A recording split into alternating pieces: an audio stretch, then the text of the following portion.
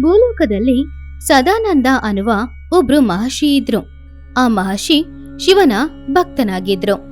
ಯಾವತ್ತಾದ್ರೂ ಒಂದಿನ ಮಹಾಶಿವನ ದರ್ಶನ ಮಾಡಿ ಮಹಾಶಿವನಿಗೆ ಸೇವೆ ಮಾಡಬೇಕು ಅನ್ನೋದೇ ಅವರ ಕೋರಿಕೆಯಾಗಿತ್ತು. ಅವರೊಂದು ಆಶ್ರಮವನ್ನ ನಿರ್ಮಾಣ ಮಾಡಿ ಅಲ್ಲಿ ಪ್ರತಿದಿನ ಶಿವನಿಗೆ ಪೂಜೆಗಳನ್ನ ಮಾಡ್ತಾ ಇದ್ರು.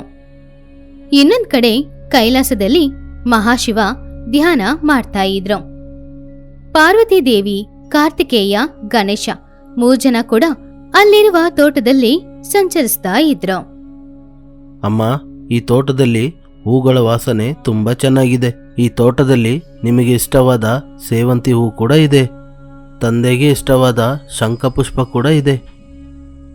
ಅಮ್ಮ, ನಾನು ಅಣ್ಣ ಸೇರಿ ನಿಮಗೋಸ್ಕರ ಒಂದು ಹೂಮಾಲೆಯನ್ನು ಮಾಡಿ ತಗೊಂಬರ್ತೀವಿ. ಹೌದಮ್ಮ, ಈ ಸೇವಂತಿ ಹೂಗಳಿಂದನೇ ಒಂದು ಮಾಲೆಯನ್ನು ಮಾಡಿ ನಿಮಗೆ ಕೊಡ್ತೀವಿ. ಅದು ನಿಮ್ಮ ಇಷ್ಟ. ನನಗೆ ಸ್ವಲ್ಪ ಕೆಲ್ಸ ಇದೆ, ನಾನು ಹೋಗಿ ಬರ್ತೀನಿ. ಹಾಗಂತ ಹೇಳಿ ದೇವಿ ಪಾರ್ವತಿ ಅಲ್ಲಿಂದ ಹೊರಗಡೆ ಹೋದ್ರು.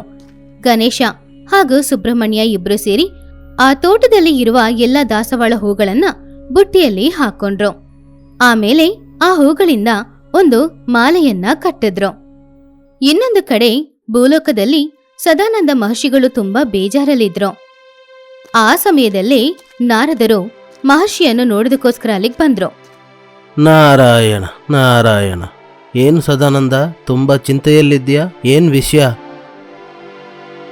ನಾರಾಯಣ, ನೀವಾ? ಏನಂತ ಹೇಳಕ್ ಕೇಳ್ತೀರಾ ಸ್ವಾಮಿ? ಎಷ್ಟೋ ವರ್ಷಗಳಿಂದ ಮಹಾಶಿವನ ದರ್ಶನ ಸಿಗುತ್ತೆ ಅಂತ ನಾನು ಕಾಯ್ತಾನೇ ಇದ್ದೀನಿ. ದಿನಗಳು ಹೋಗ್ತಾನೇ ಇದೆ, ಆದರೆ ಶಿವನಿಗೆ ಮಾತ್ರ ನನ್ನ ಮೇಲೆ ಒಂದು ಚೂರು ಕರುಣೆನೇ ಬಂದಿಲ್ಲ. ನನಗೆ ದಿನಗಳು ಹೋದಂತೆ ವಯಸ್ಸಾಗ್ತಾ ಹೋಗ್ತಾ ಇದೆ. ಆ ಶಿವನ ದರ್ಶನ ಸಿಗದೆ ಈ ಜನ್ಮ ಸಾರ್ಥಕ ಆಗೋದಿಲ್ಲ ಅಂತ ನನಗೆ ತುಂಬ ಭಯ ಆಗ್ತಾ ಇದೆ. ಹಾಗೆ ಚಿಂತೆ ಮಾಡಬೇಡ ಸದಾನಂದ, ನಾನು ನಿನಗೆ ಒಂದು ಪರಿಹಾರ ಹೇಳ್ತೀನಿ. ಅದನ್ನು ನೀನು ಸರಿಯಾಗಿ ಮಾಡಿದರೆ ಅವರ ದರ್ಶನ ಖಂಡಿತವಾಗಿ ಸಿಗುತ್ತೆ. ಸ್ವಾಮಿ, ಆ ಪರಿಹಾರ ಏನು ಅಂತ ನನಗೆ ಸ್ವಲ್ಪ ಬೇಗ ಹೇಳಿ. ಹೇಳ್ತೀನಿ ಸದಾನಂದ. ಆಸೆ, ದ್ವೇಷ, ಕೋಪ ಇದನ್ನೆಲ್ಲ ಬಿಟ್ಟು ಶಿವನನ್ನು ಯೋಚನೆ ಮಾಡಿ ಕಠಿಣವಾಗಿ ತಪಸ್ಸು ಮಾಡಿದ್ರೆ ಆ ತಪಸ್ಸು ಕೂಡ ಪರಮಶಿವನಿಗೆ ಇಷ್ಟವಾದರೆ ಅವರು ಖಂಡಿತವಾಗಿ ನಿನಗೆ ದರ್ಶನ ಕೊಡುತ್ತಾರೆ. ಹಾಗೆ ನಾರದರು ಸಲಹೆ ಕೊಟ್ಟಿದ್ರಿಂದ ಸದಾನಂದ ಮಹರ್ಷಿಗಳು ತಪಸ್ಸು ಮಾಡಕ್ಕೆ ಶುರು ಮಾಡಿದ್ರು. ಭಕ್ತಿ ಶ್ರದ್ಧೆಯಿಂದ ಓಂ ನಮಃ ಶಿವಾಯ ಅಂತ ಜಪ ಮಾಡ್ಕೊಂಡು ಅವರು ತಪಸ್ಸು ಮಾಡ್ತಾ ಇದ್ರು. ಹೀಗೆ ಕೆಲವು ಕಾಲನೂ ಹೋಯ್ತು. ಸದಾನಂದ ಮಹರ್ಷಿಗಳ ತಪಸ್ಸು ಕೈಲಾಸದಲ್ಲಿದ್ದ ಶಿವನ ಕಿವಿಯಲ್ಲಿ ಬಿತ್ತು. ನಿಮ್ಮ ಭಕ್ತರು ನಿಮಗೋಸ್ಕರ ಎಷ್ಟೋ ವರ್ಷಗಳಿಂದ ಕಾಯ್ತಾ ಇದ್ದಾರೆ ಸ್ವಾಮಿ. ನಾರಾಯಣ ಹೇಳಿದ ಕಾರಣ ಅವರು ನಿಮಗೋಸ್ಕರ ತಪಸ್ಸನ್ನು ಮಾಡ್ತಿದ್ದಾರೆ. ಅವರ ಭಕ್ತಿಯಲ್ಲಿ ನಾನು ಯಾವ ಕೊರತೆಯನ್ನೂ ನೋಡಿಲ್ಲ. ಆದ್ರೆ ಯಾಕೆ ನೀವು ಅವರಿಗೆ ದರ್ಶನವನ್ನು ಕೊಡ್ತಾ ಇಲ್ಲ? ನನಗೂ ಕೂಡ ಅವರ ಭಕ್ತಿ ತುಂಬ ಇಷ್ಟವಾಗಿದೆ ದೇವಿ. ಮೊದಲು ಹೋಗಿ ಅವರಿಗೆ ದರ್ಶನವನ್ನು ಕೊಡುತ್ತೀನಿ, ಆ ನಂತರ ಅವರ ಕೋರಿಕೆಯನ್ನು ನೆರವೇರಿಸ್ತೀನಿ. ಹಾಗೆ ಶಿವಯ್ಯ ಕೈಲಾಸದಲ್ಲಿ ಧ್ಯಾನ ಮಾಡೋದನ್ನ ಬಿಟ್ಟು ಭೂಲೋಕದಲ್ಲಿದ್ದ ಸದಾನಂದ ಮಹರ್ಷಿಯ ಆಶ್ರಮಕ್ಕೆ ಹೋದ್ರು. ಆದ್ರೆ ಅಲ್ಲಿ ಶಿವಯ್ಯ ಬಂದಿರೋದನ್ನ ತಪಸ್ಸು ಮಾಡ್ತಾ ಇದ್ದ ಮಹರ್ಷಿಗಳು ಗಮನಿಸ್ಲೇ ಇಲ್ಲ. ಸದಾನಂದ, ಸದಾನಂದ, ನಿನ್ನ ಆಸೆಯನ್ನು ಈಡೇರಿಸಲು ನಿನ್ನ ಮುಂದೆ ಬಂದು ನಿಂತಿದ್ದೀನಿ. ಕಣ್ತೆರೆದು ನನ್ನನ್ನು ನೋಡು. ಹಾಗೆ ಶಿವಯ್ಯ ಹೇಳಿದಾಗ ಧ್ಯಾನ ಮಾಡ್ತಾ ಇದ್ದ ಸದಾನಂದ ಮಹರ್ಷಿಗಳು ಕಣ್ಬಿಟ್ಟು ನೋಡಿದ್ರು. ಮುಂದೆ ಇದ್ದ ಶಿವಯ್ಯನನ್ನು ನೋಡಿ ಸಂತೋಷಪಟ್ರು. ಸ್ವಾಮಿ, ಇಷ್ಟು ದಿನಗಳ ನಂತರ ನನ್ನ ಮೇಲೆ ಕರುಣೆ ಬಂತ? ನಿಮ್ಮನ್ನು ಹೀಗೆ ನೋಡ್ತೀನಿ ಅಂತ ನಾನು ಒಂದು ದಿನನೂ ಯೋಚನೆ ಮಾಡಲಿಲ್ಲ. ನಿಮ್ಮ ದರ್ಶನ ನೋಡದೆ ನನ್ನ ಆಯಸ್ಸು ಮುಗಿಬೋದು ಅಂತ ನಾನು ತಿಳ್ಕೊಂಡಿದ್ದೆ. ಆದರೆ ನಿಮ್ಮ ದರ್ಶನವನ್ನು ನೋಡಿ ನನ್ನ ಜೀವನ ಸಾರ್ಥಕವಾಯಿತು ಸ್ವಾಮಿ. ತುಂಬ ಧನ್ಯವಾದಗಳು. ಹಾಗಂತ ಸದಾನಂದ ಮಹರ್ಷಿಗಳು ಶಿವನ ಪಾದದಲ್ಲಿ ಬಿದ್ದು ಆಶೀರ್ವಾದ ತಗೊಂಡ್ರು. ಸದಾನಂದ, ನಿನ್ನ ಕೋರಿಕೆ ಏನು ಅಂತ ನನ್ನ ಬಳಿ ಹೇಳು. ನಿನ್ನ ಕೋರಿಕೆಯನ್ನು ನಾನು ಈಡೇರಿಸಿ ನಿನಗೆ ಸಂತೋಷವನ್ನು ಕೊಡಬೇಕು ಅಂತ ಇದ್ದೀನಿ. ಸ್ವಾಮಿ, ನನಗೆ ಕೋರಿಕೆ ಅಂತ ಏನೂ ಇಲ್ಲ. ಒಂದು 3 ದಿನಗಳ ಕಾಲ ಆದರೂ ನೀವು ನನ್ನ ಆಶ್ರಮದಲ್ಲಿ ಇರಬೇಕು. ನಿಮಗೆ ಸೇವೆ ಮಾಡಬೇಕು ಅಂತಲೇ ನನ್ನ ಆಸೆ. ಒಂದು 3 ದಿನಕ್ಕಾದರೂ ನಿಮಗೆ ಸೇವೆ ಮಾಡಬೇಕು ಅನ್ನುವುದೇ ನನ್ನ ತುಂಬ ದಿನಗಳ ಆಸೆ. ಭಕ್ತರ ಕೋರಿಕೆಯನ್ನು ನಾನು ಈಡೇರಿಸದೇ ಇರುತ್ತೀನ. 3 ದಿನ ಏನು 30 ದಿನಗಳಾದರೂ ಕೂಡ ನಿನ್ನ ಆಶ್ರಮದಲ್ಲೇ ಇರುತ್ತೀನಿ. ನೀನು ಮಾಡುವ ಸೇವೆಯನ್ನು ನಾನು ಸ್ವೀಕರಿಸುತ್ತೇನೆ. ಹಾಗೆ ಶಿವಯ್ಯ ಸದಾನಂದ ಮಹರ್ಷಿಗಳ ಆಶ್ರಮದಲ್ಲಿ ಉಳ್ಕೊಳ್ಳೋದಕ್ಕೆ ಸರಿ ಅಂತ ಒಪ್ಕೊಂಡ್ರು. ಈ ಕಡೆ ಕೈಲಾಸದಲ್ಲಿ ದೇವಿ ಪಾರ್ವತಿ ಈ ರೀತಿ ಅಂದ್ಕೊಳ್ತಿದ್ರು. ಸ್ವಾಮಿಗೆ ಭಕ್ತರನ್ನು ನೋಡಿದ್ರೆ ಕುಟುಂಬ ಕೂಡ ಯೋಚನೆ ಬರದಿಲ್ಲ. ಇನ್ನು ಸ್ವಲ್ಪ ದಿನಗಳಲ್ಲಿ ಶಿವರಾತ್ರಿ ಹಬ್ಬ ಕೂಡ ಬರುತ್ತೆ. ಆದರೆ ಆ ಸಮಯದಲ್ಲಾದ್ರೂ ಸ್ವಾಮಿ ಕೈಲಾಸಕ್ಕೆ ಬಂದ್ರೆ ಚೆನ್ನಾಗಿರುತ್ತೆ. ಹಾಗೆ ದೇವಿ ಪಾರ್ವತಿ ಶಿವರಾತ್ರಿಯ ದಿನದಂದು ಸ್ವಾಮಿ ಕೈಲಾಸದಲ್ಲಿ ಇರ್ಬೇಕು ಅಂತ ಅಂದ್ಕೊಳ್ತಿದ್ರು. ಇನ್ನೊಂದ್ ಕಡೆ ಗಣೇಶ ಹಾಗೂ ಸುಬ್ರಹ್ಮಣ್ಯ ಇಬ್ರು ದೇವಿ ಪಾರ್ವತಿಯ ಹತ್ರ ಬಂದ್ರು. ದೇವಿ ಪಾರ್ವತಿ ತುಂಬಾ ಚಿಂತೆಯಲ್ಲಿರೋದನ್ನ ಗಮನಿಸಿದ್ರು. ಏನಾಯ್ತಮ್ಮ, ಯಾಕೆ ಚಿಂತೆಯಲ್ಲಿದ್ದೀರಾ? ಅಣ್ಣ, ನೀವೊಂದು ವಿಷಯವನ್ನು ಗಮನಿಸಿಲ್ಲ. ತಂದೆ ಕೈಲಾಸದಲ್ಲಿಲ್ಲ. ಒಂದು ವೇಳೆ ಭಕ್ತರನ್ನು ನೋಡಲು ಭೂಲೋಕಕ್ಕೆ ಹೋಗಿರ್ತಾರೆ. ತಂದೆ ಇಲ್ಲಿ ಇಲ್ಲ ಅಂತ ಅಮ್ಮ ತುಂಬಾ ಚಿಂತೆಯಲ್ಲಿದ್ದಾರೆ. ಹಾಗೆ ಗಣೇಶ ಹಾಗೂ ಸುಬ್ರಹ್ಮಣ್ಯ ಇಬ್ರು ಸೇರಿ ಅವರ ತಾಯಿಯನ್ನು ಸಮಾಧಾನ ಮಾಡಿದ್ರು. ಇನ್ನೊಂದ್ ಕಡೆ ನಂದಿ ಕೈಲಾಸದಲ್ಲಿ ಆ ಕಡೆ ಈ ಕಡೆ ನಡೀತಾ ಇತ್ತು. ನಂದಿಗೆ ಏನಾಯ್ತು ಅಂತ ಗೊತ್ತಿಲ್ಲ. ಯಾವುದೋ ಯೋಚನೆಯಲ್ಲಿ ತಿರುಗಾಡ್ತಾ ಇತ್ತು. ಬಸವ, ಏನಾಯ್ತು ನಿಮಗೆ? ಯಾಕೆ ಇಷ್ಟೊಂದು ಗೊಂದಲದಲ್ಲಿದ್ದೀರಾ? ನನ್ನ ಗೊಂದಲಕ್ಕೆ ಒಂದು ಕಾರಣ ಇದೆ ವಿನಾಯಕ. ಏನು ಕಾರಣ ಅದು? ಇನ್ನು 3 ದಿನಗಳಲ್ಲಿ ಶಿವರಾತ್ರಿ ಹಬ್ಬ ಬರುತ್ತಲ್ವಾ?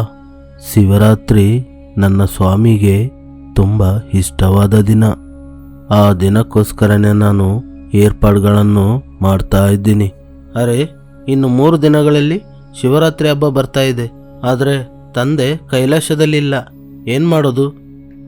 ಚಿಂತೆ ಮಾಡ್ಲಿಕ್ಕೆ ಏನು ಇಲ್ಲ ಮಕ್ಕಳೇ. 3 ದಿನಗಳಲ್ಲಿ ಸ್ವಾಮಿ ಖಂಡಿತವಾಗಿ ಕೈಲಾಸಕ್ಕೆ ಬರ್ತಾರೆ.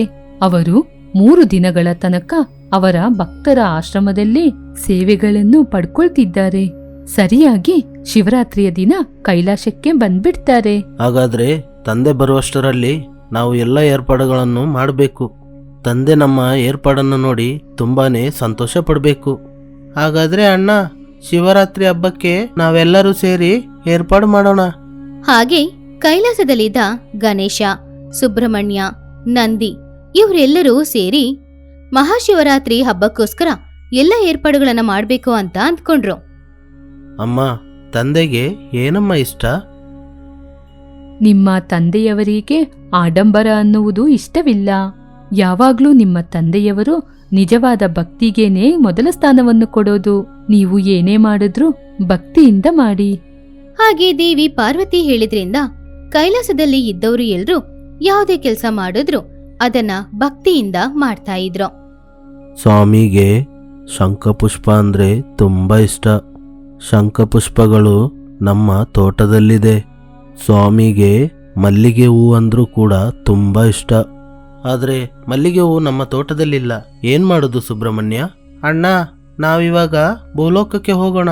ಅಲ್ಲಿ ಮಲ್ಲಿಗೆ ಹೂ ಎಲ್ಲಿದ್ರೂ ಕೂಡ ನಾವದನ್ನು ತಗೊಂಬರೋಣ.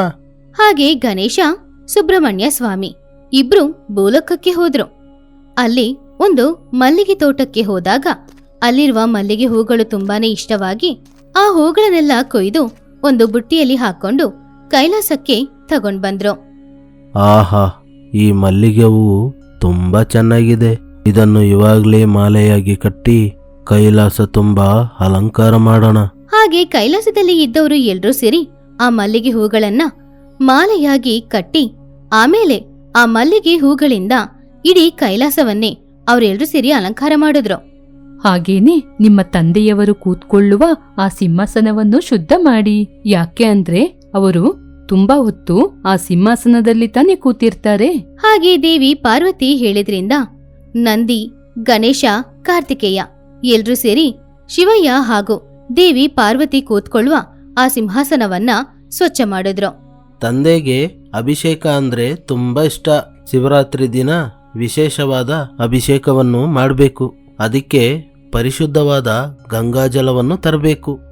ಹಾಗಾದ್ರೆ ಅಣ್ಣ, ನಾನು ಇವಾಗಲೇ ಭೂಲೋಕಕ್ಕೆ ಹೋಗಿ ಅಲ್ಲಿರುವ ಎಲ್ಲ ಪುಣ್ಯ ಸ್ಥಳಕ್ಕೆ ಹೋಗಿ ಆ ಗಂಗಾ ಜಲವನ್ನು ಇವಾಗಲೇ ತಗೊಂಬರ್ತೀನಿ.